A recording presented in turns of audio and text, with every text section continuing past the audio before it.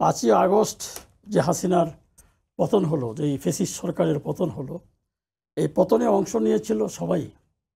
ছাত্ররা নিয়েছিল, জনগণ নিয়েছিল, রাজনৈতিক দলগুলি নিয়েছিল। আওয়ামী লীগ বাদে এবং আওয়ামী লীগের যারা সুবিধাভোগী তাদের বাদ দিয়ে মোটামুটি সকল রাজনৈতিক দলগুলি এই আন্দোলনে তারা সরাসরি অংশগ্রহণ করেছিল।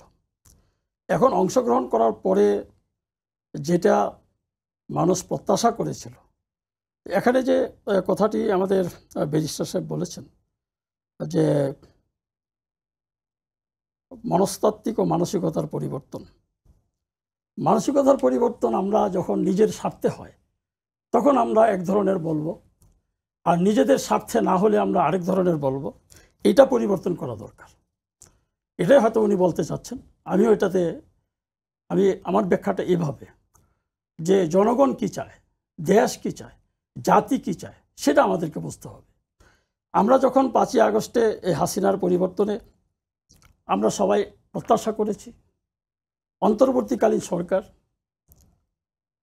একটা সময়ের মধ্যে, এবং সেই সময়টা যত দ্রুত সম্ভব, এবং আমাদের দলের শীর্ষ পর্যায় থেকে বলেছে যে যতটুকু সম্ভব মানে যত তাড়াতাড়ি পারা যায়, আবার আমরা নির্দিষ্ট সময়ও দিব, তারা যদি সময় চায় দিব, কিন্তু সময়টা কতটুকু হতে পারে সেটা দেখেন এক এক সময় এক একভাবে ব্যাখ্যা দেওয়া হচ্ছে।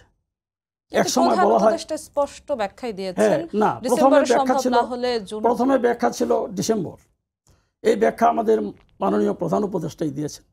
পরবর্তীতে এটা গিয়েছেন ডিসেম্বর থেকে জুন। এখনও কিন্তু এটার মধ্যে স্পষ্ট কোনো কিছু নাই। এখনও আপনার কোনো উপদেষ্টা বলছেন যে এটাকে আরও বাড়াই দিতে হবে, 5 বছরে যেতে হবে। আবার বিভিন্নভাবে কোনো রাজনৈতিক দলকে দিয়েও বলানো হচ্ছে যে এটা 5 বছর দরকার, এটা 3 বছর দরকার। আবার কেউ বলছে এটা প্রেসিডেন্ট সিস্টেমে যেতে হবে। এই বিষয়গুলি কিন্তু বিভেদ সৃষ্টি করছে। কারণ এইরকম যদি এক একজন, কারণ সরকারের এই অন্তর্বর্তীকালীন সরকারের স্পোক্সম্যানকে এটি আমরা জানি না, এক এক সময় এক এক বক্তব্য আসছে। এখানে আপনার সংস্কারের বিষয়টি, আমরা তো সংস্কারের কথাটি আমাদের 31 দফায়, আমাদের বিএনপির পক্ষ থেকে যে 31 দফা রাষ্ট্র কাঠামোর কথা বলা হয়েছে, সেখানে আমরা 31 দফা সংস্কারের কথা বলেছি। এবং 31 দফা সংস্কার যিনি পড়বেন তিনি দেখবেন যে রাষ্ট্রের সকল পর্যায়ে আমরা সংস্কারের বিষয়গুলি এখন এনেছি। এখন এই সংস্কার শেষ করে নির্বাচন হবে, এই বিষয়টি এখানে একটা অস্পষ্ট বিষয়। যে ঠিক আছে আপনি সংস্কার করবেন, তো সংস্কার এটা হলো কি, অন্তর্বর্তীকালীন সরকার আজকে কত মাস হয়েছে, আপনার প্রায় 9 মাসের বেশি হয়ে গেছে। এখন এই 9 মাসের ভিতরে সংস্কারের কি লক্ষণ দেখতে পাচ্ছেন, কতটুকু সংস্কার হয়েছে? এখন বাকি যে সময় ওনারা বলছেন, সেই সময়ের ভিতরে যে কতটুকু সংস্কার করতে পারবে সেটা নিয়ে জাতি সন্দিহান। সকলেই এটা নিয়ে আমরা সন্দেহ প্রকাশ করছি। এটার ভিতরে কোনো গভীর ষড়যন্ত্র চলছে।